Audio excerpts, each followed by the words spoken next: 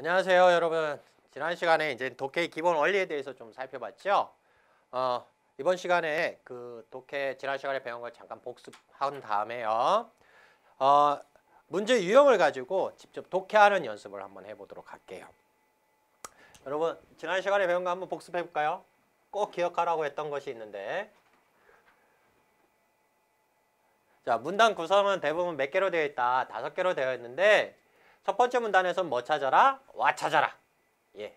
그 다음에 두 번째, 세 번째, 네 번째 문단이 이렇게 있을 때는 이 녀석이 뭐 된 거다? 구체화된 거다. 그러니까 뭐 찾아라?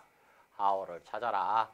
그런 다음에 이 녀석이 다시 뭐 된다? 유약 정리되니까 마지막 문단에서는 뭘 찾아라? what 플러스 의견을 찾아라. 여러분 왓이 뭐라고 그랬죠? 예, 중심 소재. 예, 중심 소재라고 그랬고요. 이 녀석이 뭐라고 그랬어요? 글의 전개 방식이라든가 진술 방식이라고 그랬고요.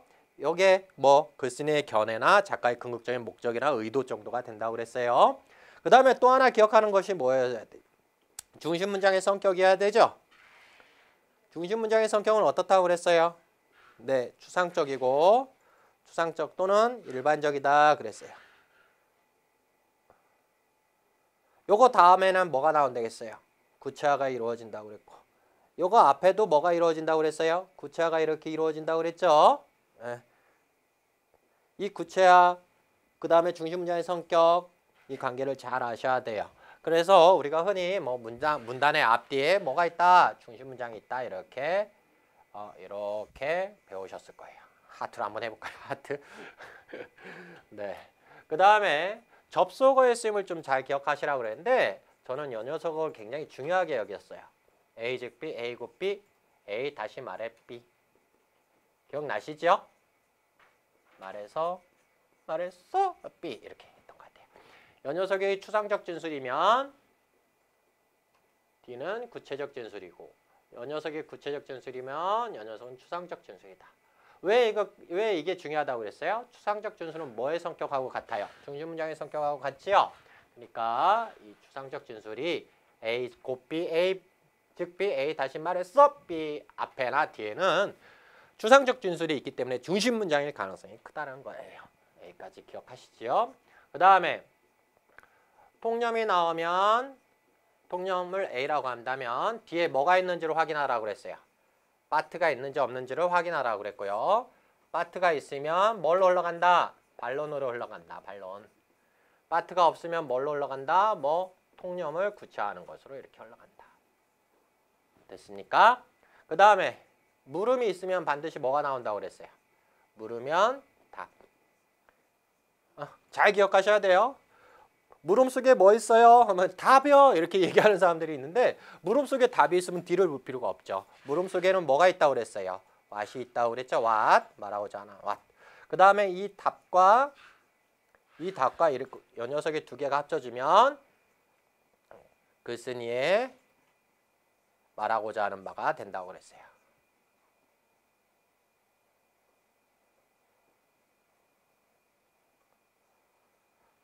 기억나시지요? 그 다음에요, 여러분. 접속어를 좀 살펴볼까요?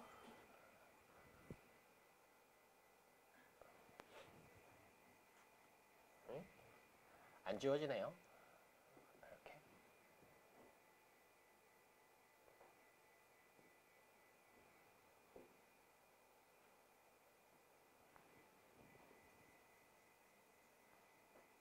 지워지는군요.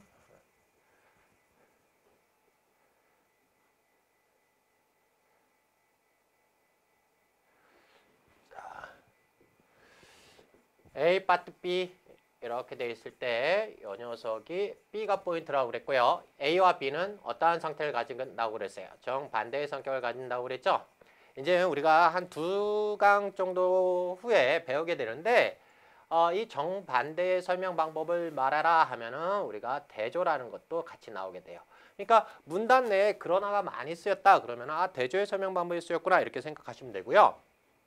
이 대조는 재밌는 게 뭐냐면 비교하고 짝을 이뤄요. 이거 다음에 한번 다시 설명해 드릴 거예요. 이 정도 기억하시면 될 것 같고요. 오늘은 B가 포인트라는 것. 그 다음에 A 그래서 따라서 그러므로 B 이렇게 돼 있을 때 포인트는 또 어디에 있다? D에 있다. 이렇게 기억하시면 되고 앞에가 원인, 근거가 되고 D가 주장, 결론이 된다는 것. 여기까지 기억나시죠? 근데 조금 쓸모없는 게 하나 있죠. 뭐가 하나가 있어요? 그리고 A 그리고 B A 또한 뿐만 아니라 게다가 더욱이 나아가 이런 것들이 이렇게 있다고 그랬죠? 이런 것들이 있을 때는 그냥 아무 생각하지 말고 그냥 플러스 앞에 1, 뒤에 2 이렇게 써놓고 공부하시라고 그랬어요. 네. 즉 뭐가 된다는 얘기예요? 나열이 된다라는 얘기고요. 나열은 일반적으로 뭐 구체화의 과정이다. 이 정도 이렇게 기억하시면 될 것 같아요. 여기까지 이해되셨죠? 기억나세요? 기억하셔야 됩니다. 기억 안 하시면 안 돼요. 네. 그리고 이제 제가 되게 재밌는 걸 하나 가르쳐 드려야 되는데 여러분 오늘부터 한 3일 동안만 이거를 계속 복습해서 암기해 두세요. 여러분 이러한 이처럼 이렇듯 이와 같이 이런 것들이 있어요. 이런 것들이 나오면요.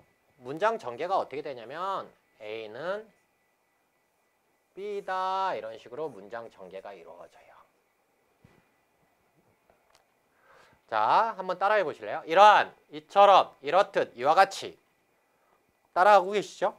A는 B다 이렇게 돼 있을 때 이게 문단에 어디에 위치하느냐에 따라서 굉장히 사용하는 그 기능이 달라집니다. 첫 문단에 쓰였다고 하면요. 이게 첫 문단에 이렇게 쓰이잖아요.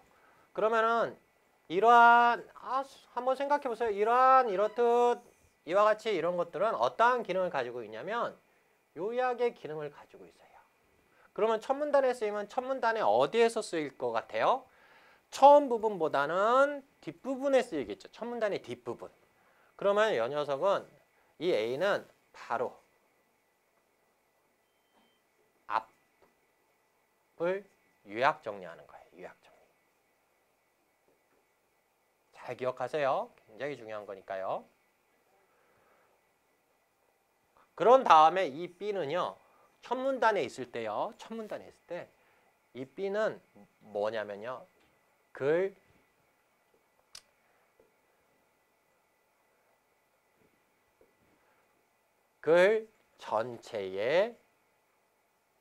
전체를 통해서 말하고자 하는 왓이 됩니다. 첫 문단이 이렇게 되어 있으면 굉장히 쉽겠죠, 이제. 자, 뭐를 찾으면 되겠어요? 이 B를 찾으면 되겠죠. 됐어요? 요게요, 끝문단에 있을 때는요.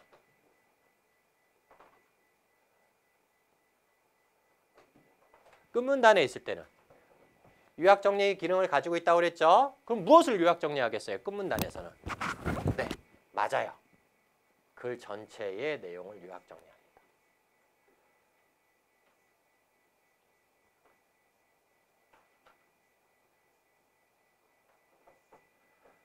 그럼 이 B는요?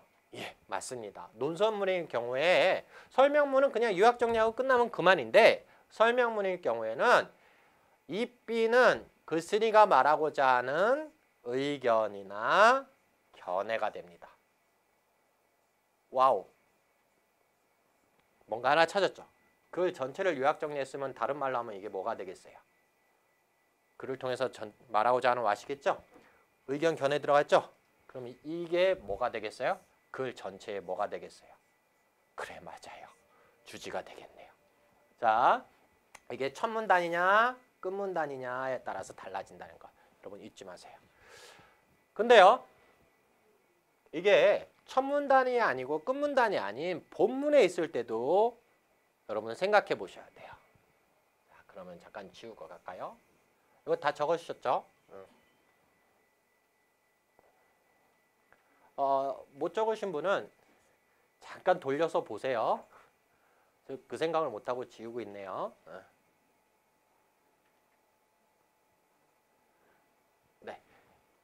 이제 문단 내에 있을 때는요. 제일 앞부분에 올 수도 있고요. 제일 끝부분에 올 수도 있어요. 제일 앞부분에 오면은 이 A는요. 앞문단을 요약한 겁니다.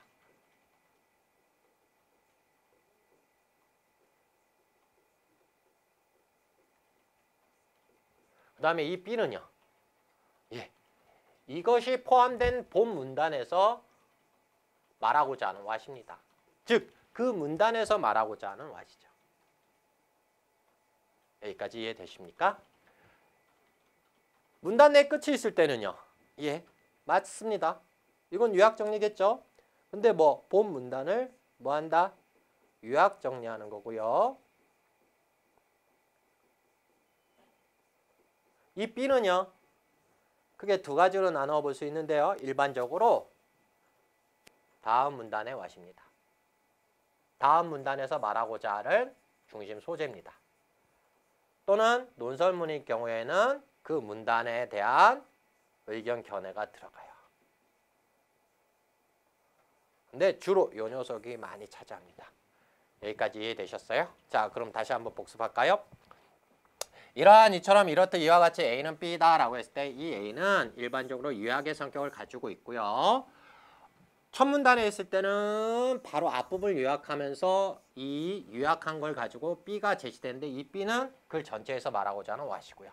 끝 문단에서는 이 A는 글 전체의 요약 정리이고 글쓴이의 견해나 B가 견해나 의견이 들어간다는 거고요. 문단 내 중간에 이렇게 쓰였을 때는요. 앞부분에 쓰였을 때 문단 처음 우리 이렇게 문단이 이렇게 있지 않습니까?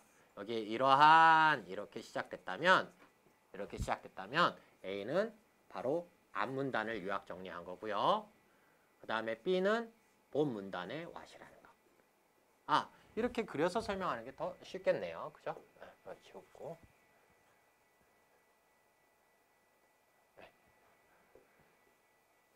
이렇게 문단이 있으면 이러한 A는 B이다.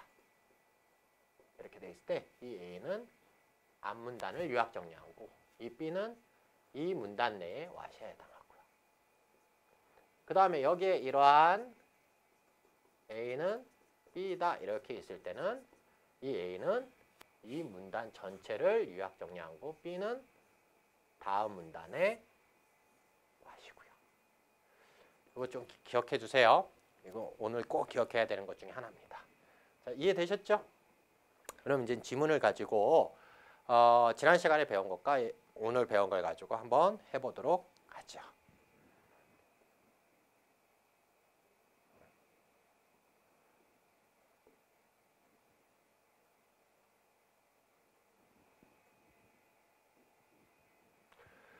자, 비문학의 문제.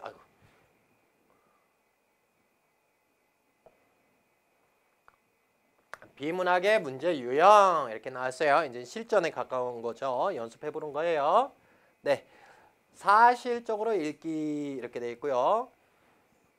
그 뒤에 보면 또 뭐가 있냐면 형식을 파악하는 유형 이렇게 돼 아니죠.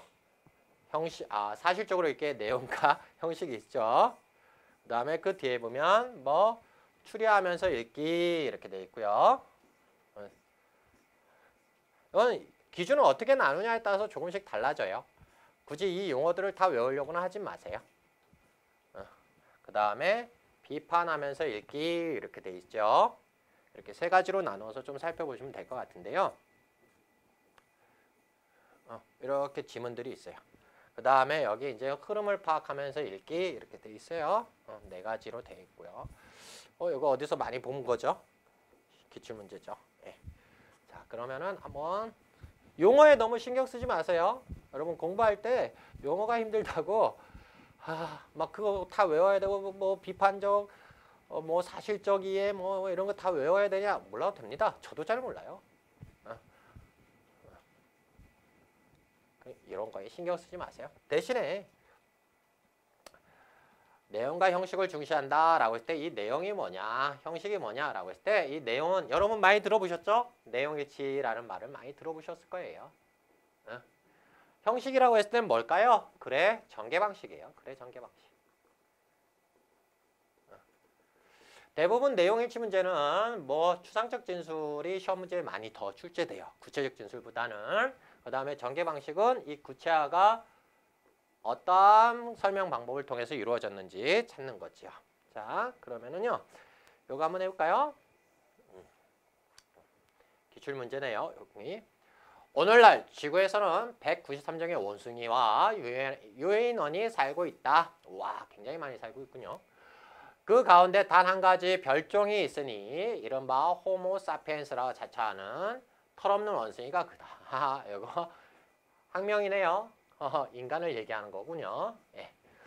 자, 그러면 뭐에 대해서 얘기할 것 같아요? 인간에 대해서 얘기할 것 같아요. 지구상에서 대성공을 거둔 이 별종은 보다 고상한 욕구를 충족하느냐 많은 시간을 보내고 있으나 엄연히 존재하는 기본적 욕구를 애써 무시하는데 똑같이 많은 시간을 소비한다. 자, 뭐에 대해서 얘기하고 있어요? 호모 사피엔스의 특징에 대해서 얘기하고 있는데요. 뭐요? 이렇게 하고 있으나 하면서 이렇게 돼 있죠. 그러나 있죠? 그럼 윤어인과 연어형은 반대되겠네요. 그러면 앞에서 해당하는 건 고상한 욕구를 충족하려고 하지만 뭐 기본 욕구를 애써 무시하려 한다. 이렇게 그러나가 있는 것을 통해서 살펴보니까 서로 반대되는 내용이죠. 그러면 그러나는 포인트가 어디에 있다고 그랬어요? 뒤에 있다고 그랬죠? 그러면은 호모 사피엔스를 부정적으로 볼 것 같아요? 긍정적으로 볼 것 같아요? 어떻게 볼 것 같아요? 저는 이렇게 볼 것 같은데요. 왜요? 이거를 기본적 욕구가 있는데 그걸 무시하려고 하는 경향이 있다니까요. 그럼 그 뒤에 볼까요? 그는 모든 영장류들 가운데 가장 큰 두뇌를 가졌다고 자랑하지만 앞에 거 인정, 뒤에 거 인정 이렇게 돼 있어요.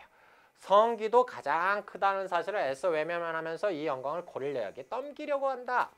그러면 지금 두 가지로 이렇게 얘기가 이루어지고 있죠. 그럼 큰 두뇌를 가졌다고 자랑한다라는 얘기는 아마 여기에 해당하는 걸 거고요.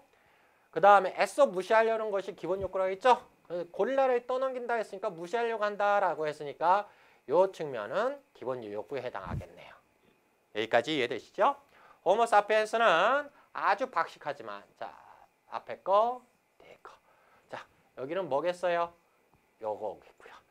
뒤에는 원숭이고 순간 본질을 새로 얻었지만 여기 끊고요. 얻었지만 뭐 옛날부터 갖고 있던 세습적 본능도 여전히 간직하고 있다. 기본적 욕구, 고상한 것. 자, 뭐가 나왔어요? 자, 여기 보세요. 고. 그죠? 계속 나열됐죠? 그 다음에 여기에도 그리고 이렇게 넣으면 되겠네요. 하나, 둘, 세 개를 얘기했어요.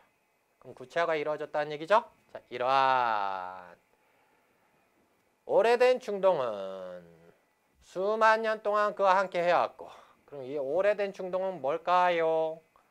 호모 사피엔스가 자꾸 버리고 무시하려는 것들이겠지요. 함께 해왔고 새로운 충동은 뭐겠어요? 고상한 욕구 정도로 보면 되겠네요. 기껏해야 수천 년 전에 획득했을 뿐이다. 사실은 이렇다. 이게 글쓴이의 견해죠. 호모 사피엔스 니네들이 뭐 되게 잘난 척하고 있는데 아니야. 사실 니네는 이게 더 강해. 이런 얘기고. 자 그러면은 수백만 년 동안 진화를 거듭하면서 축적된 유산을 단번에 벗어들 가망성은 전혀 없다. 이 사실을 회피하지 말고 어떻게 한다면 즉시한다면 조금 더 여유롭게 살 수 있을까. 이것이 동물학자가 이바지할 수 있는 영역이다.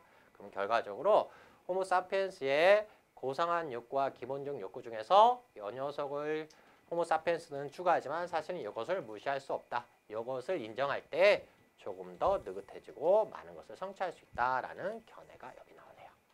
자, 그러면 내용일치 한번 잠깐 생각해 볼까요? 자, 여러분 문제는 어떻게 이루어져 있죠? 기본인데 잠깐 설명할게요. 문제는요. 세 가지 요소로 이루어져 있어요. 범위, 화제, 긍정, 부정. 꼭 끝까지 문제를 분석하세요. 여러분 뭐 문제 풀고 아이씨 맞는 거 찾는 거였네. 뭐 이렇게 되면 안 돼요. 자 보세요. 다음 글 이게 뭐겠어요? 범위죠. 그 다음에 내용에 부합하다. 부합이 뭐죠? 일치한다. 이게 뭐겠어요? 화제죠. 긍정 문제예요? 부정 문제예요? 부정 문제죠. 이 화제를 잘 파악해야 돼요. 화제를.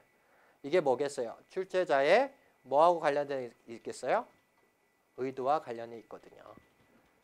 그럼 이 의도를 잘 파악해서 일정한 틀로 만들어진다면 그게 유형 정리라는 거가 되고요. 유형 정리가 잘 되면 접근법이 형성될 수 있어요.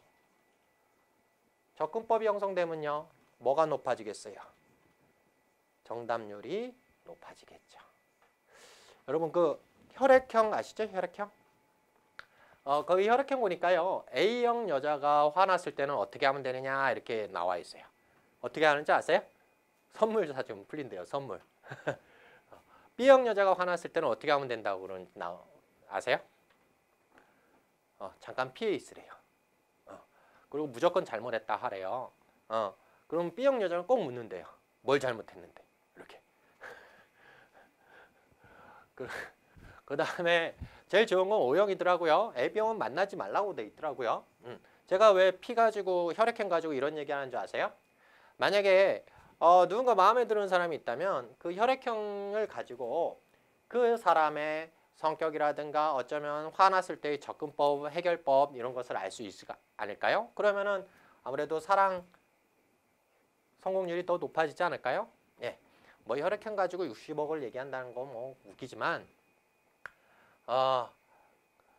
혈액형 너무 기억하지 마시고요. 그만큼 유형을 정리한다는 것은 접근법이 형성되기 때문에 정답률이 높아진다는 거예요. 그러니까 문제 유형, 범위, 화제, 긍부 이렇게 기억하시면 돼요. 범위, 화제, 긍부.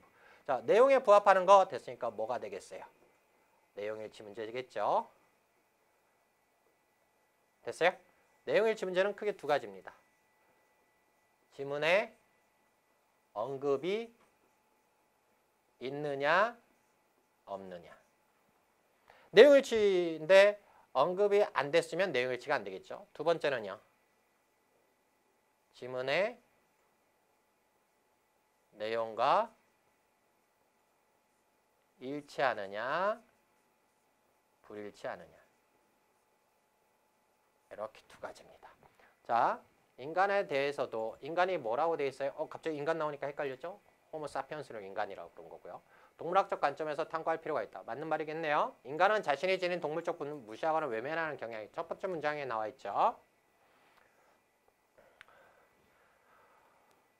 인간의 박식하고 순수한 본능은 수백만 전에 수천 년 전이라고 돼 있죠. 지문하고 일치해야 안 해요? 안 해요. 그럼 이 녀석이 이렇게 잘못됐네요.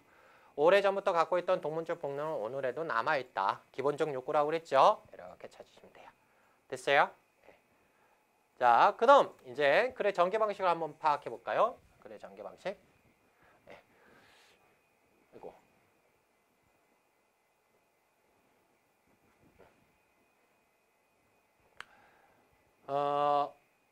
언젠가부터 우리 바닷속에 해파리나 불가사리와 같이 특정한 종들만이 크게 번창하고 있다는 우리의 말이 들린다.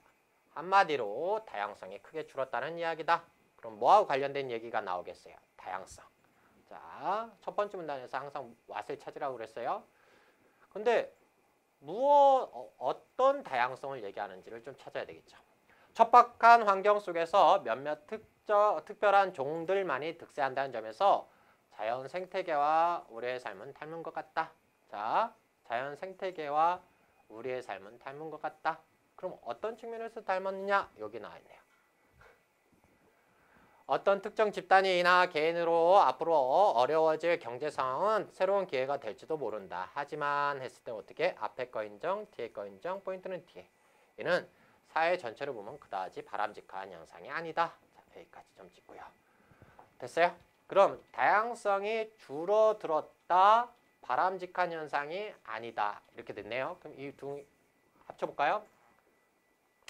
다양성은 중요하다. 이렇게 이끌어낼 수 있으면 이제 더 이상 독해 연습 안 해도 돼요. 왜냐하면 자원과 에너지 측면에서 보더라도 이들 몇몇 집단은 존재하는데 세계에서 이들이 쓰다 남은 물자와 이용하지 못한 에너지는 고스란히 버려질 수밖에 따라서 낮다.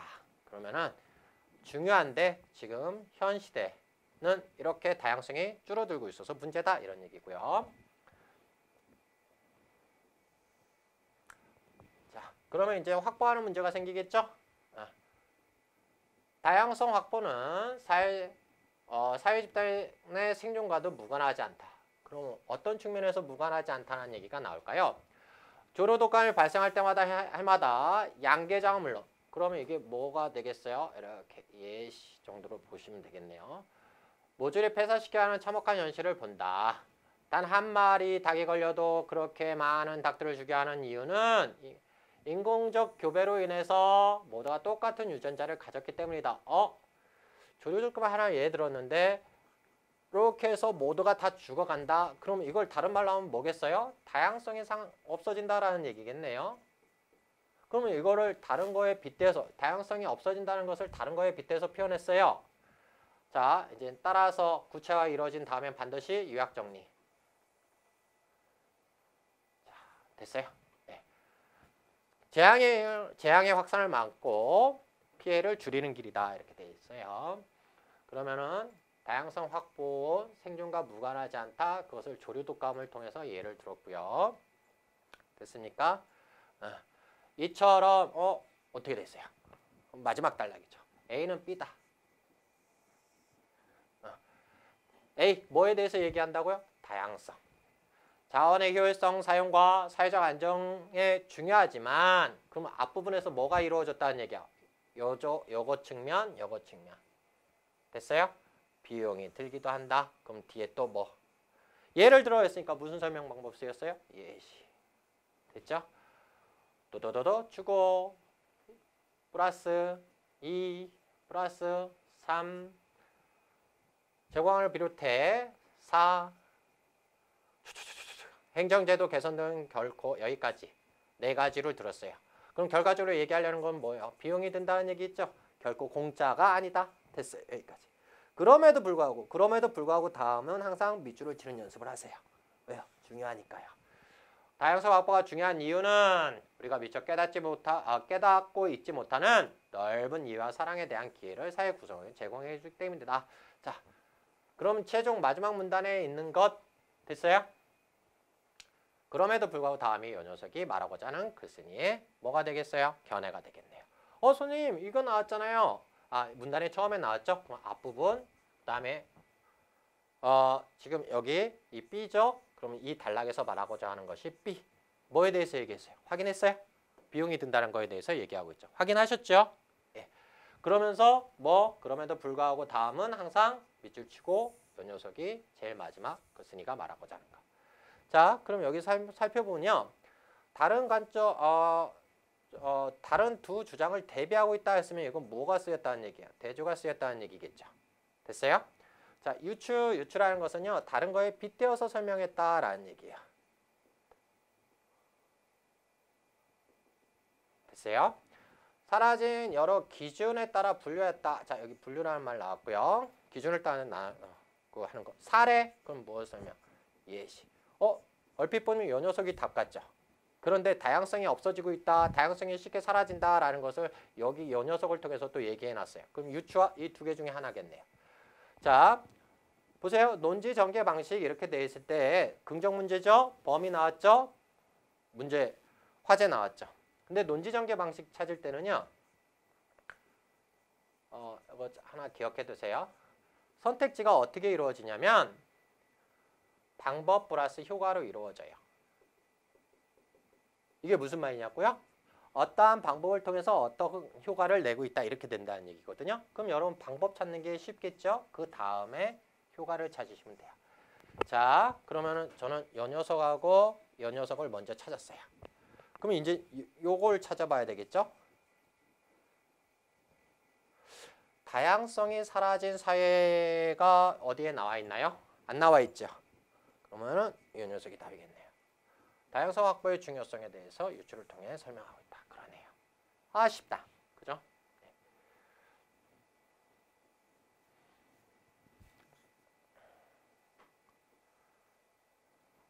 자, 여기 보시면요.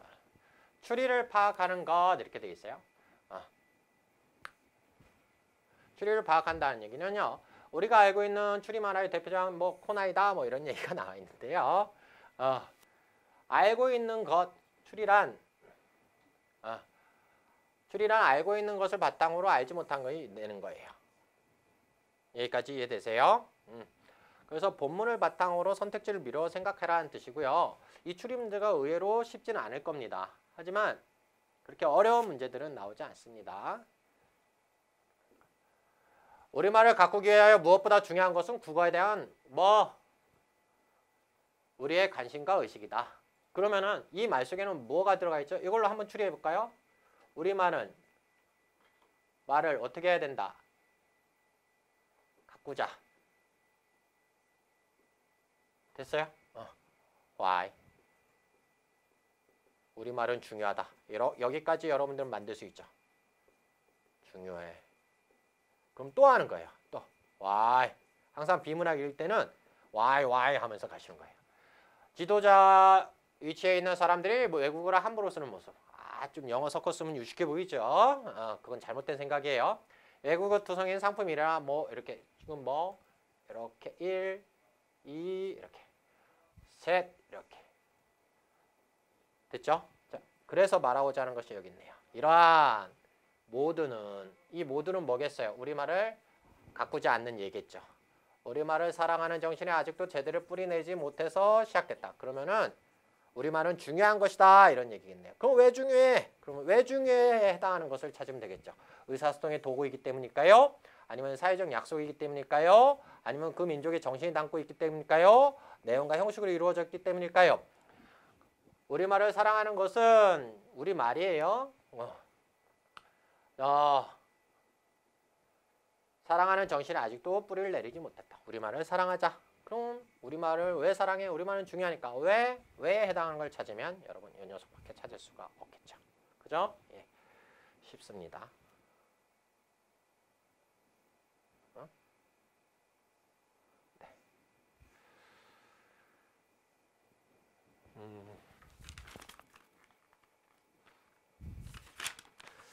조금 긴 걸 하나 해볼까요? 자, 첫 번째 문단에서는 뭐 찾으라고 그랬어요? 첫 번째 문단에서는 와 찾으라고 그랬죠? 네. 여기까지가 첫 번째 문단이겠네요. 조금 더 내려와야 되겠네요. 여기까지. 그죠? 네. 생활에서의 여유를 주는 공간이라면 더 큰 공간일수록 좋으리라는 생각을 할 수도 있다. 자, 여기까지 됐어요. 이건 누가 생각하는 거예요? 여기다 이렇게 써볼까요? 일반적으로. 근데 뭐가 나왔어요? 근데 뒤에 보니까 이렇게 되어 있네요. 그러나 한국적 공간 개념에서는 그와 같은 여유를 추구하면서 그것이 큰 공간에서 좋다는 생각을 포함되어 있지 않는 것 같다. 됐죠? 여기까지. 큰 게 다 좋은 게 아니에요. 이런 얘기고요.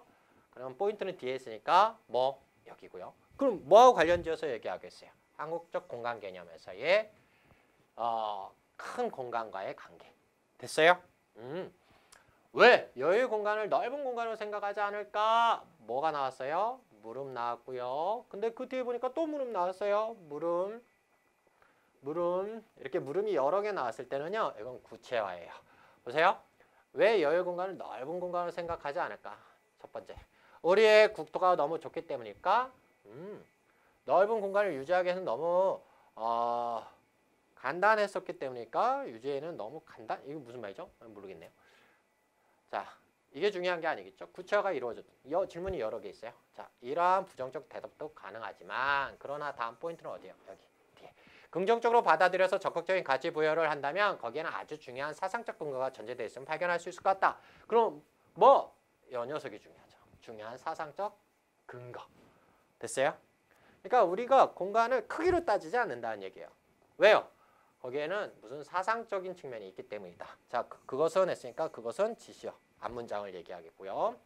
한마디로 말하면 했으면 이 한마디로 말하면 하고 같은 것이 뭐라고 그랬어요? 다시 말해서 그러면은요. 앞에가 구체화가 쭉 이루어졌죠? 그럼 이 녀석이 포인트겠네요. 자연과 인간의 조화를 이루어한다는 사상이다. 그러면은 중요한 사상적 근거 그게 뭐예요? 자연과 인간이 조화를 이루어야 된다는 거. 그러면 이 녀석이 나왔어요. 이게 추죠. 그럼 뒤에 또 뭐가 나왔어요? 구. 자, 어떻게 구조가 됐는지 볼까요? 인간은 결코 자연을 정복할 것이 아니라 또 재밌는 거 하나 나왔다. A 아니라 B 이렇게 돼 있을 때는요. A는 신경 쓰지 마세요. 그냥 버리세요. A 아니라 B 일 때는 그냥 뭐만 체크한다? B만 체크한다. 그러면은 인간은 결코 자연을 정복할 것이 아니라 자, B 이 녀석이 중요한 거예요. 한다는 사상이다. 자, 자연과 인간이 조화를 이루어야 된다는 사상. 그것이 어떻게 돼 있어요? 뒤에 구체화가 이루어져 있죠. 예, 자연과 어디요? 자연과의 조화를 최대한으로 살피는 공간 개념을 근거로 해야 된다. 그러면 이게 첫 번째 문단이죠. 그럼 왓을 한번 찾아볼까요? 한국적 공간 개념.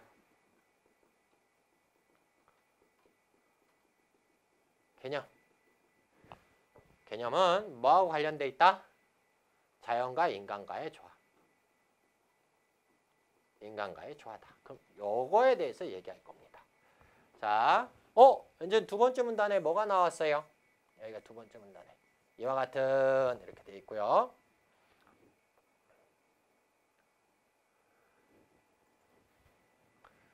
이와 같은 A는 B다. 자, 결부시켜 생각하면 여기까지가 A죠. 그럼 앞문단에서 뭐에 대해서 얘기했다는 걸 우리는 알 수 있죠? 공간의 개념을 이제 결부시켜 생각한다면 시사점을 얻을 수 있을 것 같다. 제가 말 잘못했죠? 이와 같은 하면서 이제 공간 개념을 뭐와 결부시켜서 얘기하겠대요? 환경 문제. 앞에 유학 부분이 빠져 있네요. 그죠? 시사점을 얻을 것 같다. 그러면 이 다음부터는 뭐가 나오겠어요? 환경과 관련된 공간이 나오겠죠. 건축 행위라는 것은 자연환경 인간의 생활 환경으로 고쳐가는 행위라고 할 수 있다. 물질 문명의 발달은 계속 더 적극적인 건축 행위를 필요로 하는 것도 사실이다. 더 많은 공간을 차지하는 더 크고 화려한 건축물을 요구해오는 사람들에게 건축은 아무 꺼리낌 없이 건축 행위를 해왔다. 그러나 이렇게 돼 있죠. 그러면 여기서부터 여기까지가 A겠네요. 그럼 여기서부터가 B겠네요. 됐죠? 지금 이렇게 해왔어요. 이거는 뭐예요? 현실이죠. 그러나 했으면 이거에 대한 부정적인 측면이라든가 문제점이 제시될 겁니다. 안 봐도. 팽창 유지의 건물 행위가 무제한 계속될 수 없다는 사실에 부닥치게 되었다.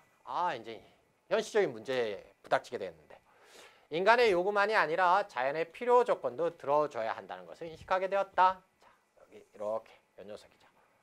그러면은 이게 무슨 말인지 뒤에 볼까요?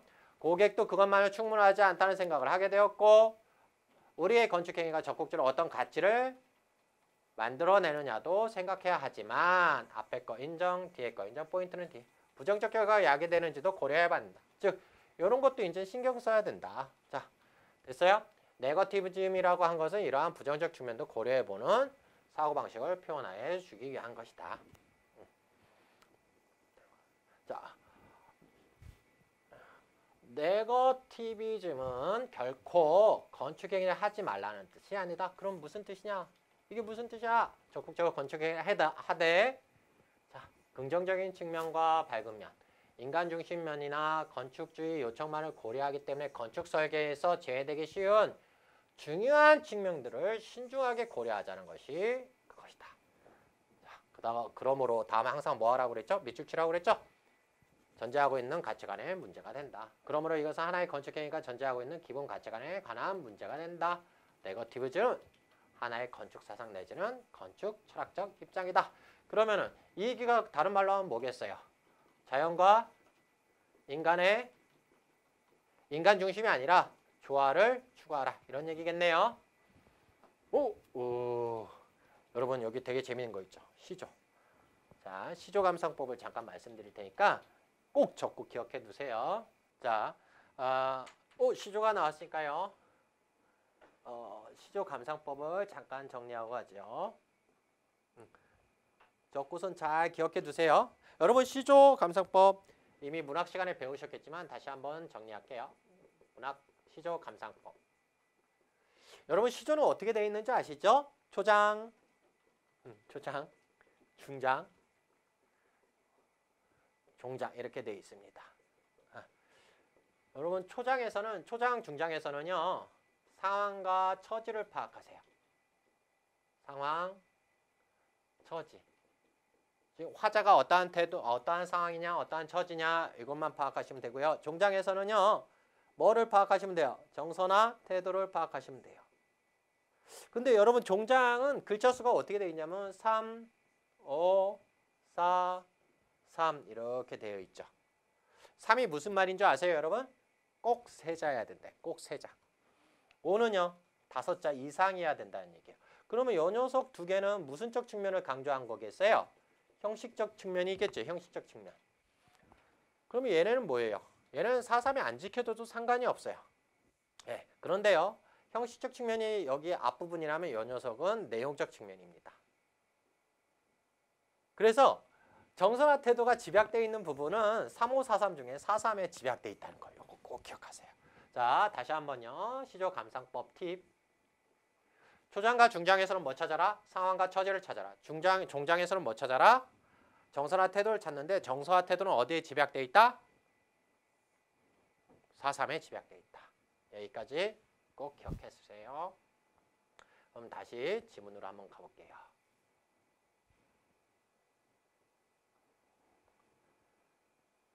자, 여기 선택지가요. 시조가 나왔어요.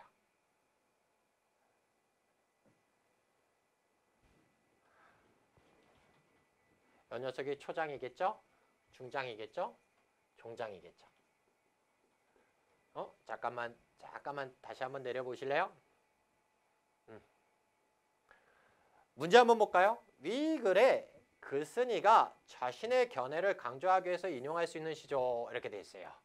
자, 그러면 여기 보세요. 하나의 건축행위가 전제하고 있는 기본 가치관에 대한 문제인데 네거티비즘은 하나의 건축사상 내지는 건축 철학의 입장을 보여주고 있다. 그러면 이 녀석이 갖고 있는 건 뭐예요? 건축하지 말라는 뜻이 아니죠? 뭐였어요? 조금 앞으로 가볼까요?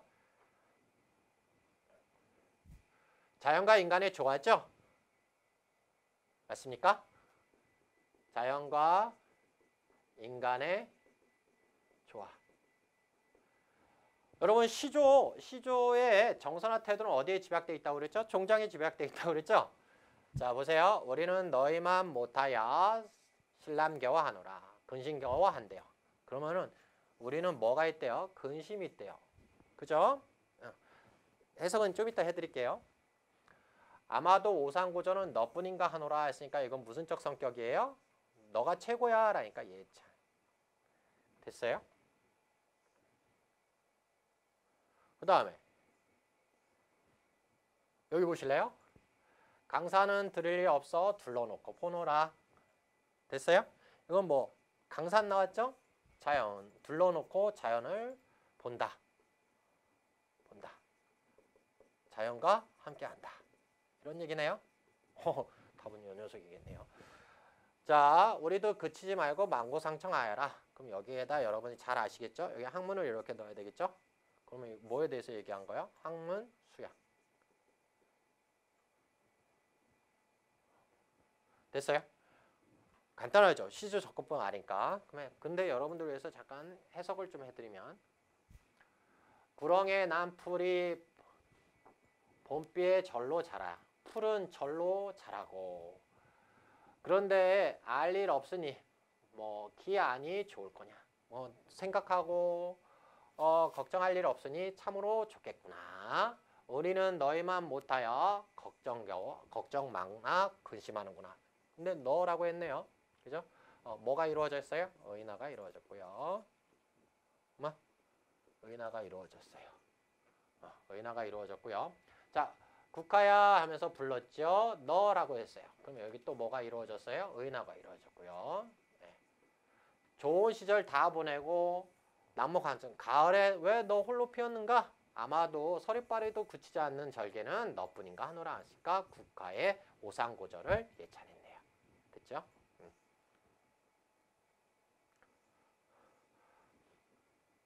10년을 경영하여 초가삼간, 초려삼간은 초가삼간을 얘기하고요. 만들어내니 보세요. 나 이렇게 초가집이 3개 있었어요. 그 방이 3개예요. 나 들어가고요. 뭐 들어갔어요? 달 들어가고요. 그 다음에 집을 잘못 그렸네요. 집을 잘못 그렸어요.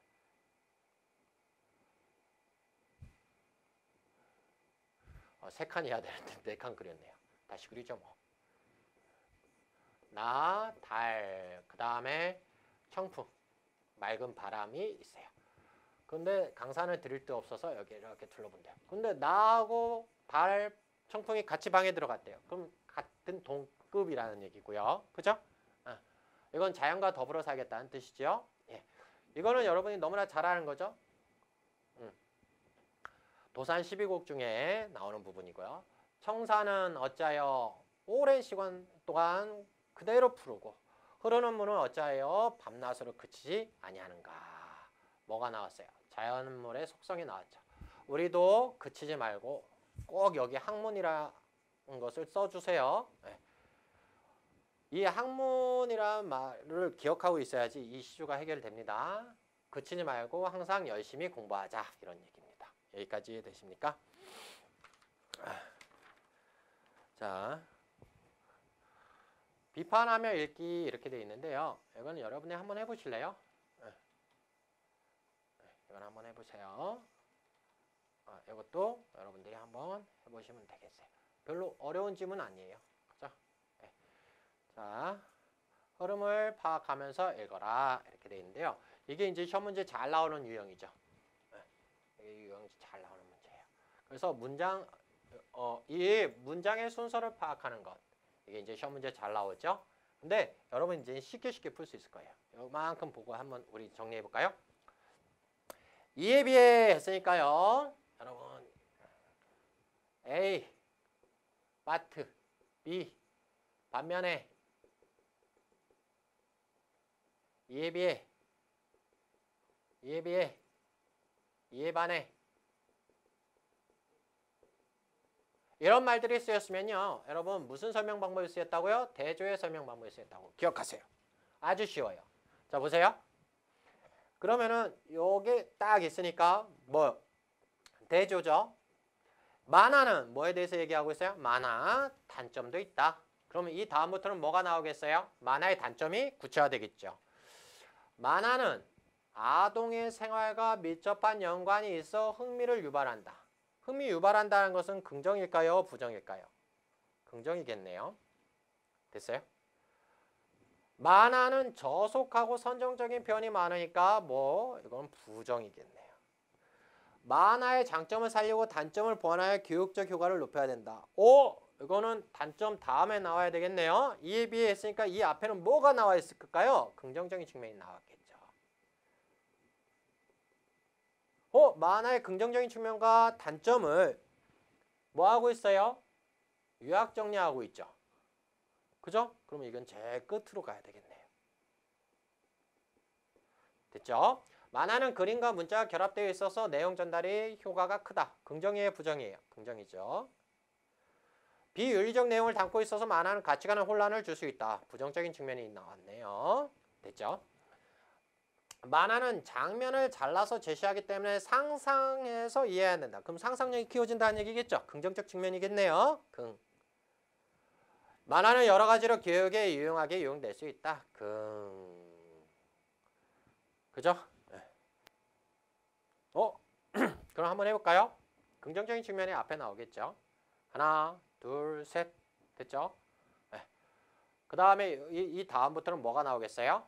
부정적인 측면. 가, 다, 마 이렇게 나오겠네요. 그런 다음에 제일 마지막에 뭐가 나오겠어요? 유학 정리한 부분이 나오겠죠? 라. 근데 여러분이 이걸 한꺼번에 다 찾아가면 쉽지 않을걸요? 네. 여러분들이 가장 확실한 것부터 찾으세요. 여러분들이 가장 확실한 것은 뭘 기준으로 나누면 되겠어요? 가를 기준으로 해서 나누시면 되겠죠? 가 다음에 긍정이 있는지 없는지부터 이렇게 보시면 되겠죠? 됐죠? 그 다음에 가장 뒤에 와야 되는 것은 라가 와야 되겠죠? 그럼 라가 이렇게 올 거고요. 그죠? 아가 여기 왔네요. 아는 어디에 와야 되겠어요? 여러 가지로 했으니까 긍정적인 측면과 부정적인 측면 이렇게 나눠야 될까요? 아니면은 교육에 유용하게 이용될 수 있다 했으니까 이 말 다음에는 뭐가 긍정적인 말이 오고요. 이에 비했으니까 그 다음에 부정적인 말이 오고요. 그 다음에 어떻게 되겠어요? 유약 정리가 이렇게 와야 되겠죠? 그럼 이 안은 제일 앞에 와야 되겠네요. 전제요. 이렇게 되겠네요. 그럼 이렇게 답은 되겠다. 쉽다. 그죠? 자, 이제 문단의 순서를 파악하여 문제 유형하기 이렇게 되어 있는데요. 이거는요. 여러분들이 한번 저처럼 한번 분석해 보세요. 저처럼. 그래서 아주 쉽게 할 수 있을 거라고 봅니다. 이런 순서하는 것이 시험 문제 잘 나오기 때문에 여러분들은 꼭 그 접속어의 사용법이라든가 아니면은 중심 문장 다음에는 구체적 진술이 온다거나 구체적 진술 다음에는 중심 문장이 온다는 이런 아주 수학의 공식 같은 그런 것들을 좀 기억해 두시면 아마 쉽게 할 수 있을 거라고 봅니다. 여러분 공부 성적 가장 쉽게 올리는 방법은 복습입니다. 예습도 중요하겠지만 복습이 가장 중요해요. 복습은 그날 배운 거 그날 했다고 복습을 얘기하는 게 아니고요. 그날 배운 건 한 일주일 동안 매일 반복하는 것이 진정한 복습입니다. 알겠죠? 네. 오늘도 고생하셨습니다. 오늘 강의는 여기서 마치겠습니다.